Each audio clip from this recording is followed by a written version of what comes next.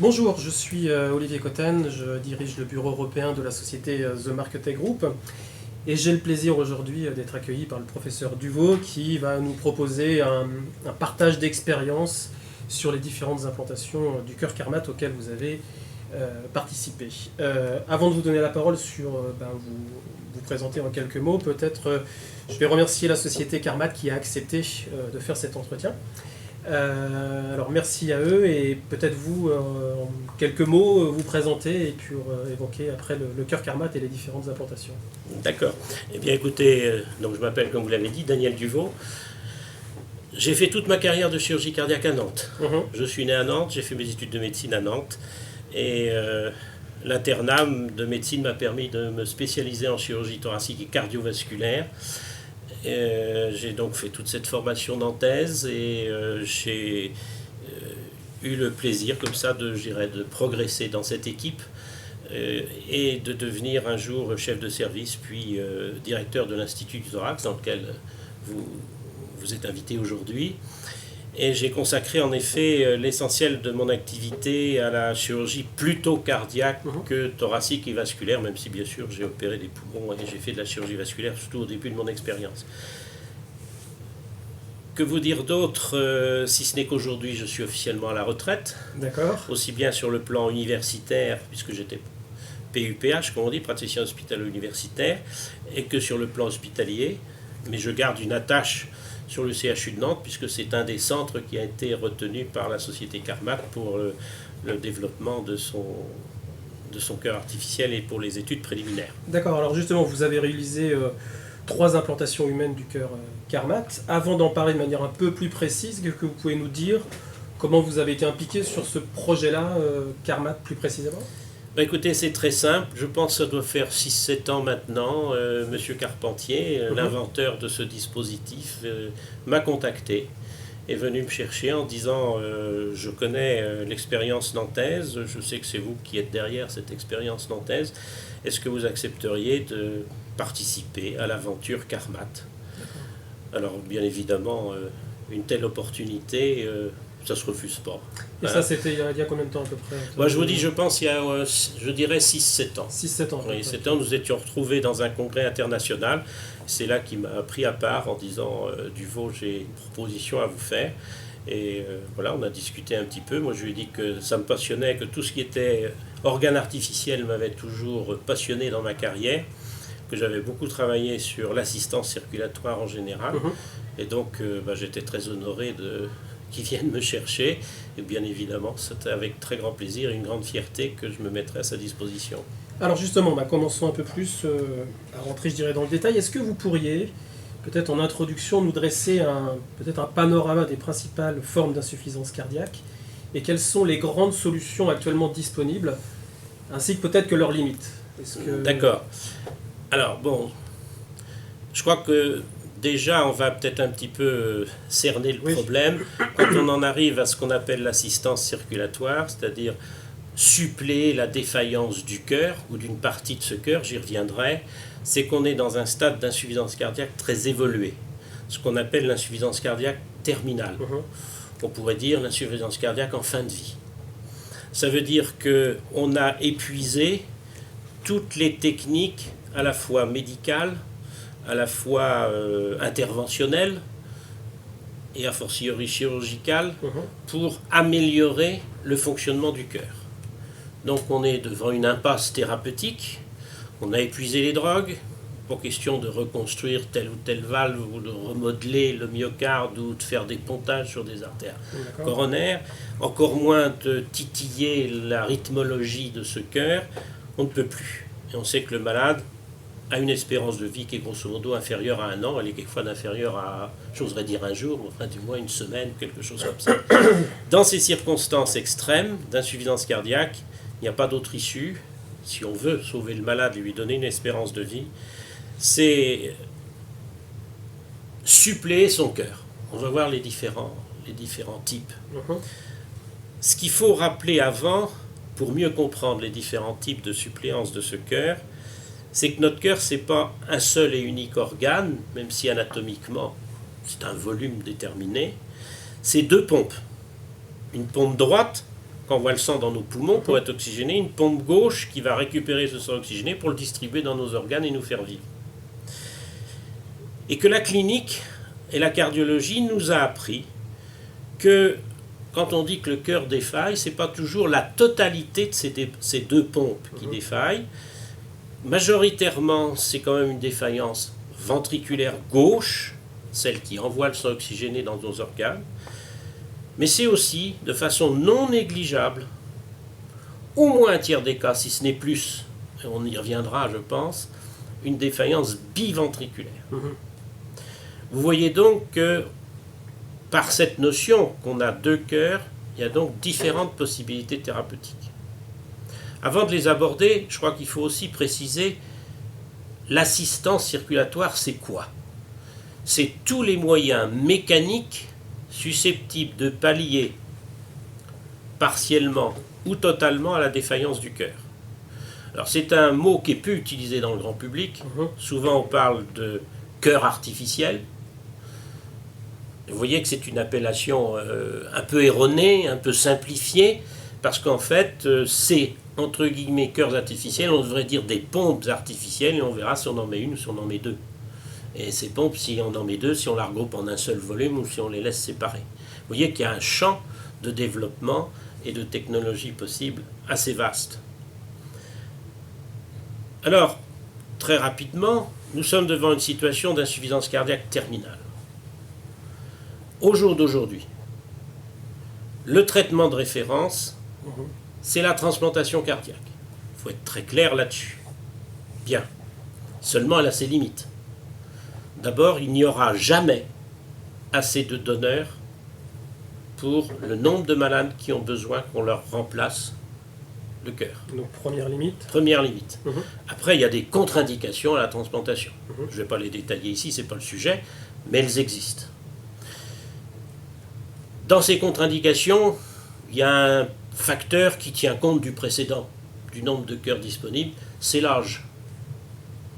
Vous imaginez bien qu'éthiquement, on est quand même plutôt tenté, devant un don d'organes, d'en faire profiter une personne jeune, qui a encore un certain avenir, plutôt qu'une personne de 80 ans. C'est un peu sordide ce que je dis là, c'est un peu triste, parce que malheureusement la mort fait partie de la vie, il faut bien l'accepter, mais on a des choix à faire en médecine. Donc il y a toute une population qui n'a pas droit à la transplantation pour ces différentes raisons de contre-indications dont vous avez vu qu'elles ne sont pas toutes purement médicales, mais qu'elles sont aussi, je dirais, philosophico-sociales et éthiques, qui aujourd'hui sont dans une impasse thérapeutique. Et là, il y a un champ très ouvert pour différents procédés d'assistance circulatoire, différents types de cœurs artificiels, entre guillemets. Voilà la première base. Donc, il n'y a pas de problème. Des malades qui auront besoin de ces types de dispositifs, il y en a beaucoup. Il ne faut pas oublier que l'insuffisance cardiaque est la deuxième cause de mortalité, après le cancer. Et même la première chez les sujets d'un certain âge. Donc, il y a un terrain d'application très vaste. Ça, c'est une chose claire, nette. Alors après, je vous l'ai dit, on a deux cœurs, un gauche, un droit. Dans une certaine majorité des cas, c'est prédominance gauche. Dans plus d'un bon tiers des cas, je dirais sans doute 40%, peut-être un petit peu plus, on va y revenir, c'est biventriculaire. Alors si c'est purement ventriculaire gauche, on sait aujourd'hui, il y a des pompes qui ont l'avantage d'être petites, d'être électriques, d'être faciles à implanter, qui peuvent permettre de soulager le ventricule gauche, de pomper en partie pour lui. C'est là où on s'aperçoit d'ailleurs, ça a été très instructif parce qu'on a développé ça au cours des dernières années. Pourquoi? Parce que c'est facile à implanter, c'est petit, c'est tout ça, c'est pas des grosses chirurgies traumatisantes. Oui, mais on a appris une chose, c'est que finalement ce qu'on pensait être une insuffisance essentiellement ventriculaire gauche, eh bien dans 30 à 50% des cas, on est confronté, quand on les met en route, à une défaillance du ventricule droit restant. Pourquoi? Parce qu'il était plus habitué à recevoir tout le sang qu'envoyait un ventricule malade. Quand le ventricule gauche est malade, il n'envoie pas autant de sang que quand il est en pleine forme. Et là, vous lui mettez un ventricule qui est en pleine forme. Et là, votre ventricule droit, il est noyé. Et on se heurte à des difficultés. Alors, de temps en temps, on arrive à les contourner médicalement, ou transitoirement par une assistance droite temporaire, pour passer ce cap aigu, puis de temps en temps, on est bien obligé de passer à un cœur total. ou à une assistance biventriculaire. Donc vous voyez qu'il ne faut pas non plus rêver. L'assistance univentriculaire gauche, elle a un avenir indiscutable, mais elle sera relativement limitée, et je ne détaillerai pas ici, on y reviendra peut-être plus loin, elle a aussi des inconvénients, elle n'est pas parfaite. D'accord. Du tout. On le sait, l'expérience grandissante des 10 dernières années nous a appris plein d'inconvénients de cette assistance, c'est pas le Pérou. Donc, vous voyez que ça ne va pas tuer l'assistance biventriculaire. Alors, bien sûr, quand on a une défaillance biventriculaire, là, il n'y a pas le choix.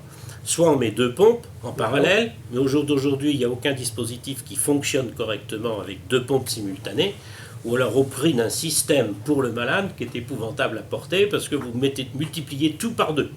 Les batteries, le câble transcutané, les ordinateurs et tout le machin.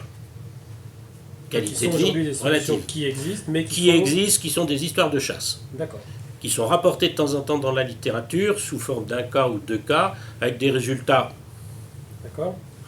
plutôt modérés, dont on ne se vante pas trop, et qui sont plus publiés pour dire c'est faisable, il faut peut-être creuser ça pour l'avenir, mais enfin on voit bien que ce n'est pas une solution fiable, sûre, pour un malade aujourd'hui. Donc il y a une vraie place pour, non pas 2 pompes qui marchent en parallèle, mais un cœur artificiel total qui va faire le boulot du cœur malade qu'on enlève, du cœur malade du malade, du patient. Alors justement, dans le contenu de ce panorama, comment ont été choisis les patients qui ont été implantés? J'imagine que c'est dans un cadre actuel. Bien sûr. Comment ce cadre a été mis en place et comment ces patients ont été choisis? Mais on est dans un vrai protocole de recherche clinique. C'est la moindre des choses. D'accord. C'est-à-dire qu'il y a des critères d'inclusion, des critères d'exclusion, comme dans tout protocole de recherche clinique. Certes, on est là dans un protocole dont le but essentiel pour les 4 premiers patients, je dis bien, c'est de montrer la fiabilité, la faisabilité et l'efficacité. Bien sûr, il y aura une autre étape, je pense qu'on en viendra plus loin. L'objectif, c'est ça. Il n'empêche que les malades éligibles sont des malades très graves, dont l'espérance de vie est très faible, dépendants de drogue. Au niveau de l'âge, on est sur quel... On est au-delà de 18 ans parce que c'est plus facile pour des raisons éthiques par rapport... ce sont des adultes, donc ils peuvent prendre leurs décisions, il n'y a pas à avoir des délégations de décision. Et moins de 80 ans parce qu'il faut savoir aussi donner des limites, être raisonnable. Quand même, ce sont des interventions lourdes et plus vous êtes âgé, malgré tout, vous ne faites plus le marathon de New York à 80 piges, que je sache. Donc c'est pareil, il ne faut pas leur demander non plus l'impossible. Mais ça évoluera. Je vais vous dire une histoire. Quand j'ai commencé la chirurgie cardiaque, en 1974, j'ai commencé à opérer seul, chirurgie cardiaque, 1974. Il n'était pas question d'opérer un malade de plus de 70 ans de chirurgie cardiaque sous circulation extracorporelle.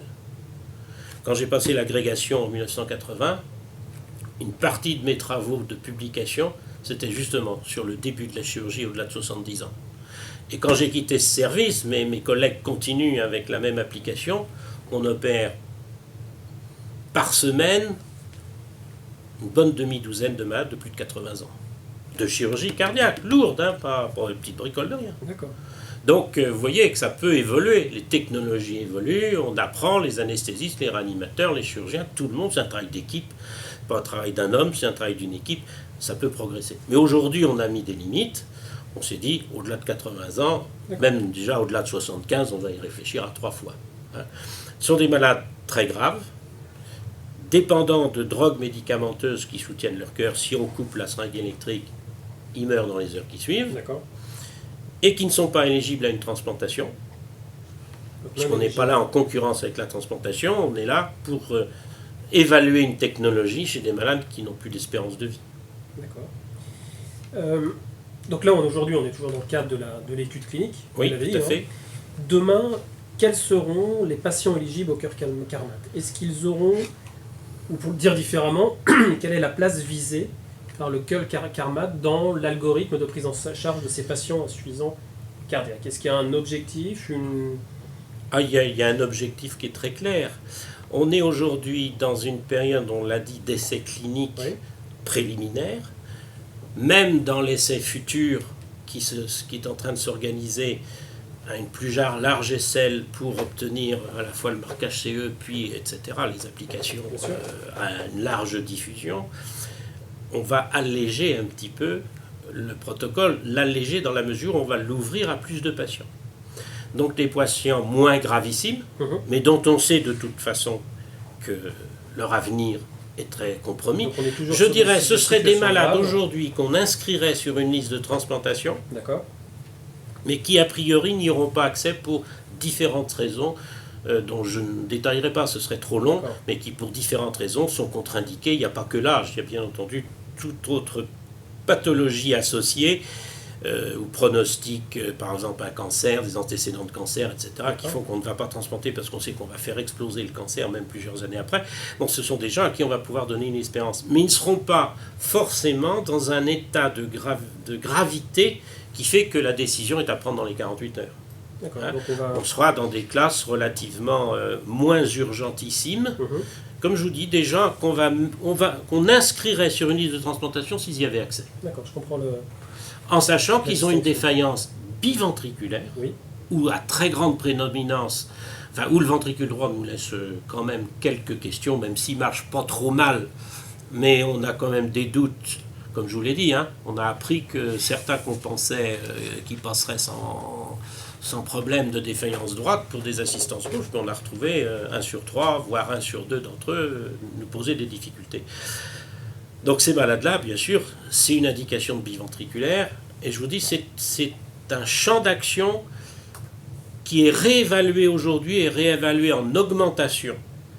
Parce que, autant on a découvert cette prédominance gauche, mais on a découvert les aléas, les imperfections de l'assistance univentriculaire gauche qu'on n'avait pas prévues, qu'on avait sous-estimées, et qu'on découvre aujourd'hui par l'expérience. Donc, finalement, un tas de gens dont on se disait, il y a peut-être 5 ou 7 ans, tiens, on va lui mettre une assistance gauche, aujourd'hui on dira non, on va lui mettre du biventriculaire. Sur nous, si on a un système, on va y revenir, qui apporte quelque chose de complètement novateur, et qui donne vraiment envie de le mettre, quoi.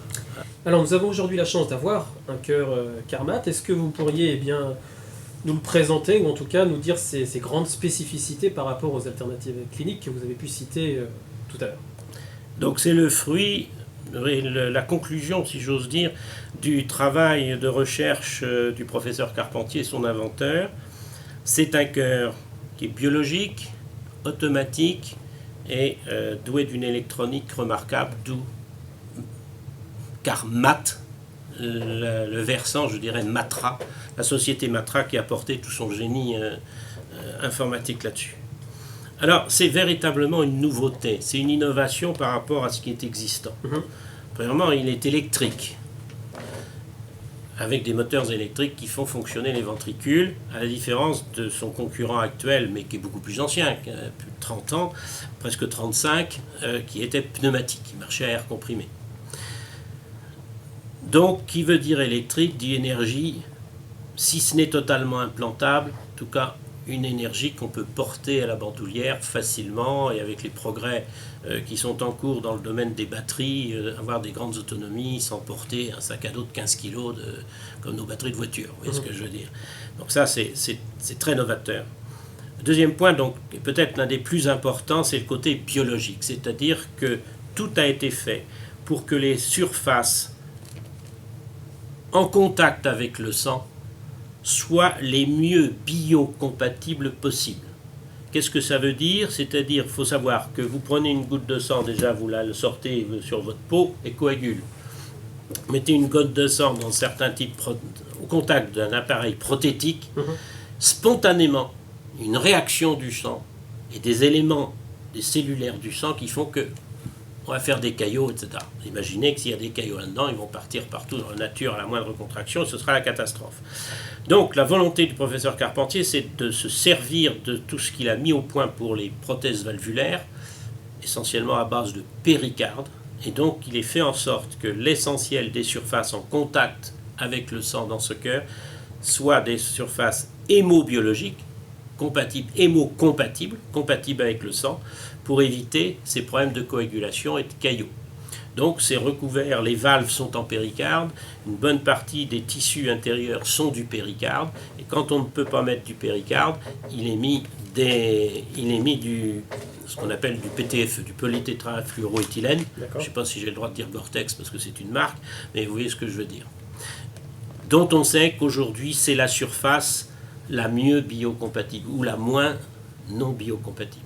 Donc ça c'est un plus parce que ça n'existe pas dans la concurrence, y compris passée et présente. Deuxième chose, il est automatique, c'est-à-dire qu'il va mimer le fonctionnement de notre cœur. Il y a un système complexe d'informatique à l'intérieur de ce cœur qui permet de sentir, de mesurer les variations de débit à l'intérieur du cœur et donc d'adapter le rythme cardiaque et le débit. Je vais prendre un exemple très simple. J'ai ce cœur, je m'endors, il va se ralentir tout seul, comme quand vous vous couchez. Je me réveille, ou je veux courir après le tram, il va s'accélérer tout seul, sans que je sois obligé d'appuyer sur des boutons sur mon ordinateur portable, pour toc toc toc, sur ma petite console, là que j'ai sur la ceinture, pour qu'il s'accélère. Non, c'est totalement automatisé. Donc vous voyez une informatisation, là j'en rejoins à l'électronique, extrêmement sophistiquée, qui permet d'adapter le débit du sang, ventricule par ventricule, aux besoins du malade. Et ça, c'est totalement novateur également. Donc on est vraiment dans un concept extraordinaire et extrêmement nouveau.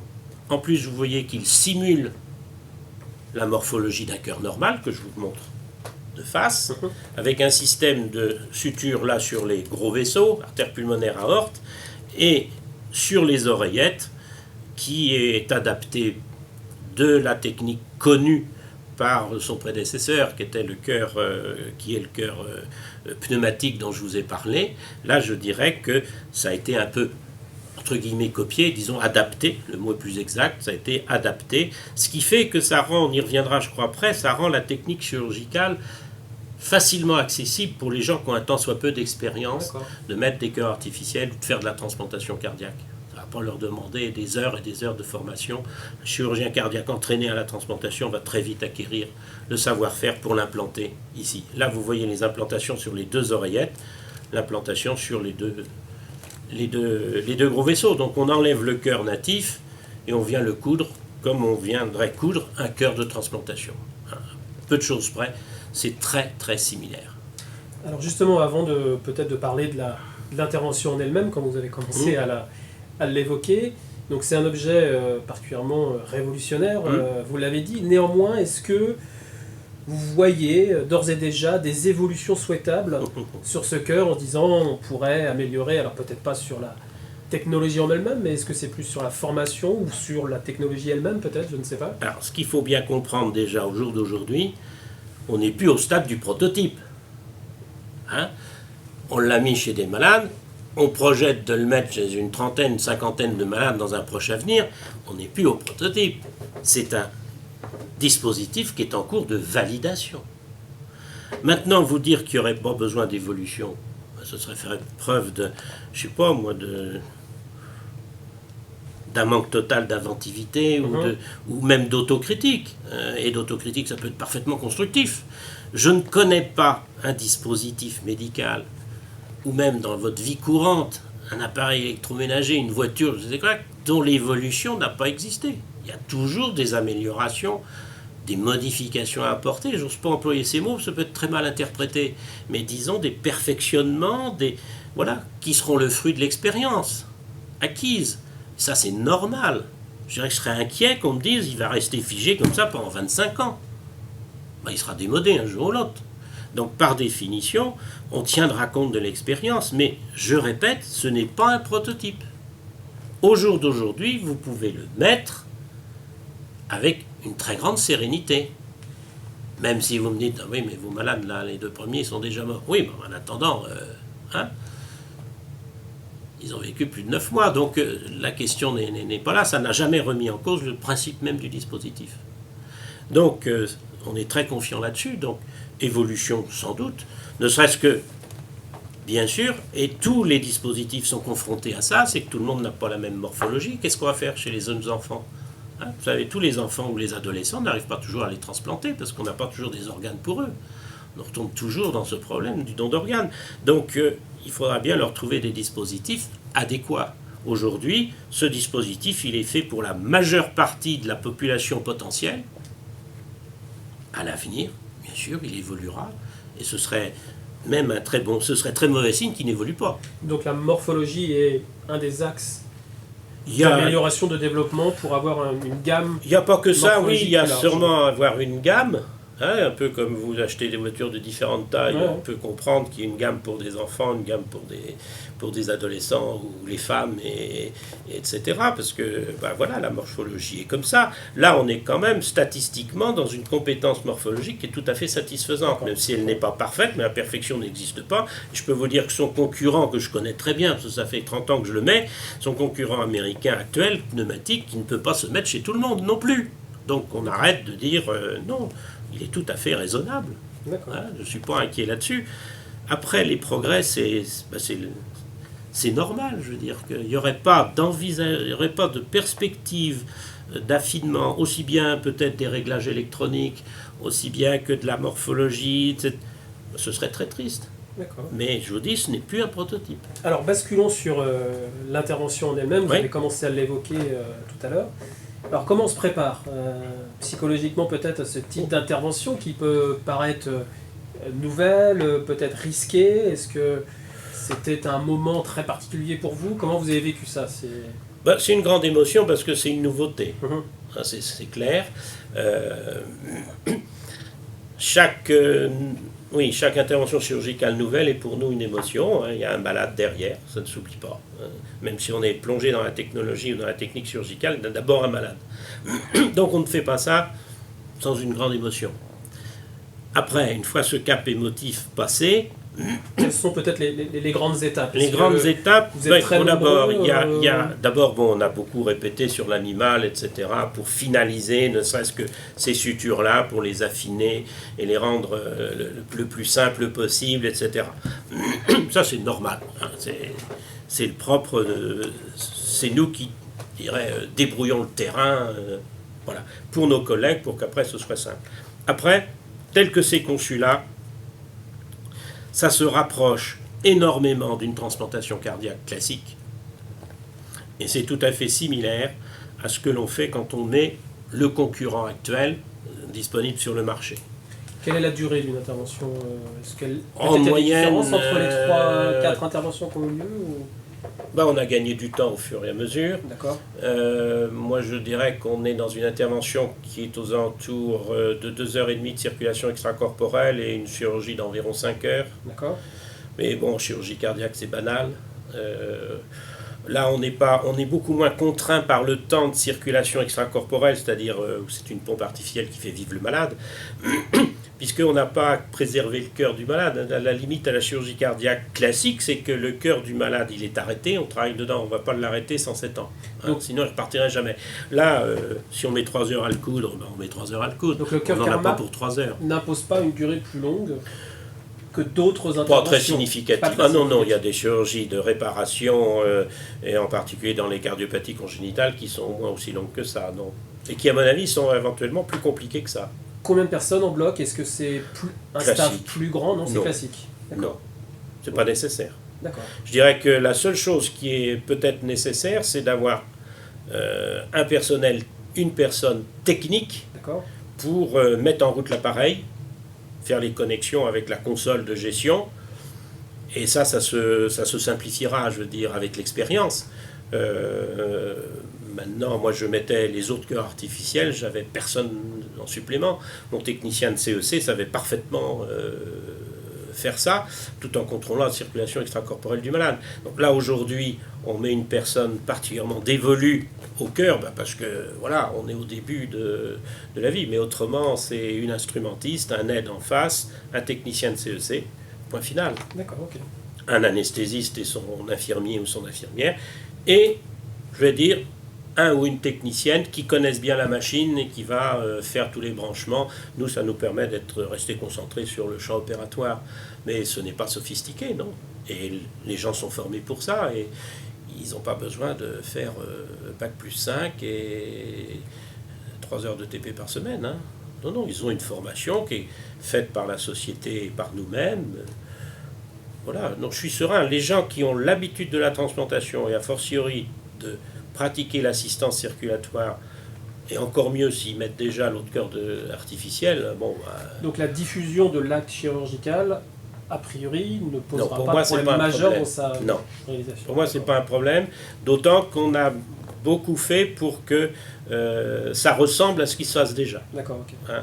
S'il y a un côté qui n'est pas une innovation, j'oserais dire, c'est peut-être la suture des oreillettes, bon, qui est un peu spécifique, parce que là, le ventricule est monobloc, alors que le cœur pneumatique, c'est 2 ventricules indépendants.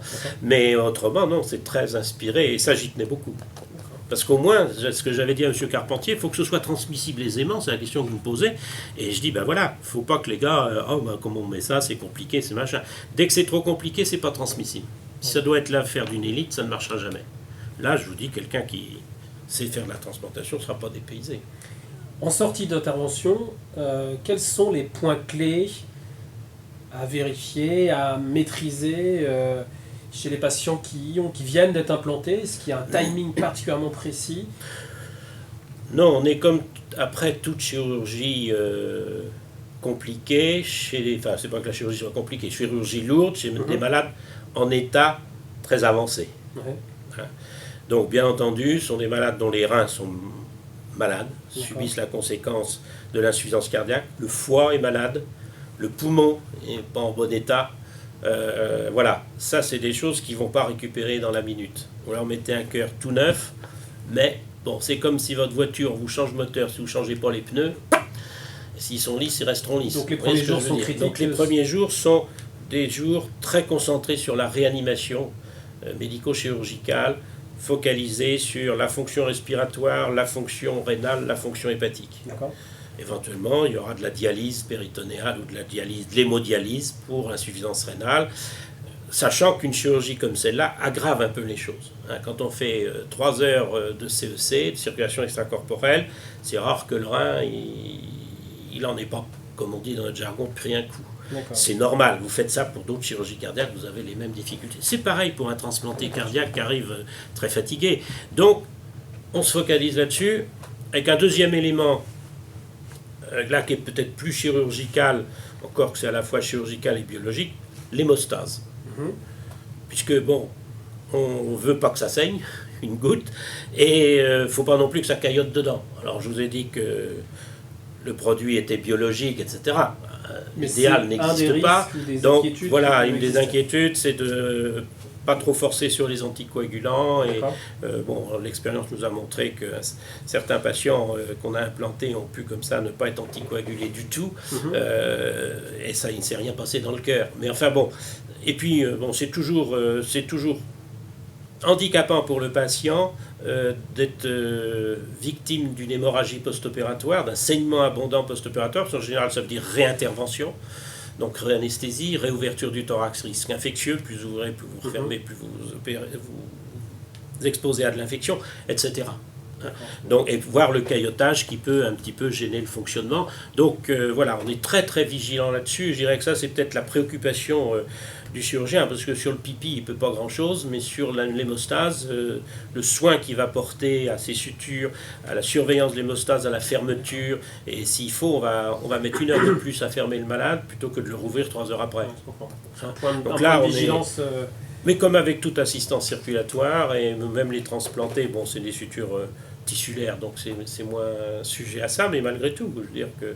Parce qu'on sait que le malade va le payer cher après. D'accord. Okay. Donc il faut éviter ça. Sinon, on est dans un suivi d'un malade très grave qui a subi une chirurgie lourde. Mais il y a Quand pas je un dis lourde, suivi c'est longue, etc. particulièrement différent. Non. Non, après on adapte les débits, parce que le gros danger, c'est comme ça peut débiter très bien, c'est de débiter trop. D'accord. Il faut penser qu'il y a des réglages qu'il faut que ça, on apprend ça par l'expérience de l'assistance circulatoire. Il ne faut pas vouloir mettre ces gens-là tout de suite au débit optimal qu'ils devraient avoir. Ça fait des années en général qu'ils sont en bas débit, donc il ne faut pas les mettre à 6000 tours d'un coup. Du jour au lendemain, ça non, le moteur il fonctionnera toujours, mais les organes ne subiront très mal cette reperfusion excessive. Donc ça doit être pas à pas, et plus les malades sont graves, plus c'est long, et plus... Voilà, faut être minutieux. Pour terminer cet entretien, est-ce que vous pourriez nous dire, selon vous, quel est l'avenir de ce cœur Carmat? Quelle perspective vous lui donnez? Est-ce que vous pensez que ce sera une réussite, un succès? Alors pour ma part, je suis très confiant dans ce cœur parce que c'est une véritable nouveauté technologique et qu'elle apporte une valeur ajoutée considérable pour les patients qui vont en bénéficier, qui vont pouvoir retrouver une vie normale dans la vie de tous les jours. Et d'autre part, je constate que les indications ne seront pas ponctuelles. On comprend maintenant les limites des assistances univentriculaires et on s'aperçoit que finalement, l'assistance biventriculaire, c'est une sécurité et une assurance. Donc pour moi, il y a un champ d'application qui me paraît beaucoup plus ouvert, qui n'a pu paraître il y a 5 ou 7 ans, là, quand il y a eu l'engouement pour les petites pompes. Donc je suis très confiant dans son avenir et je lui souhaite longue vie, comme aux malades qui l'auront. Bon, écoutez, merci beaucoup pour cet entretien et puis longue vie au cœur Carmat. Tout à fait.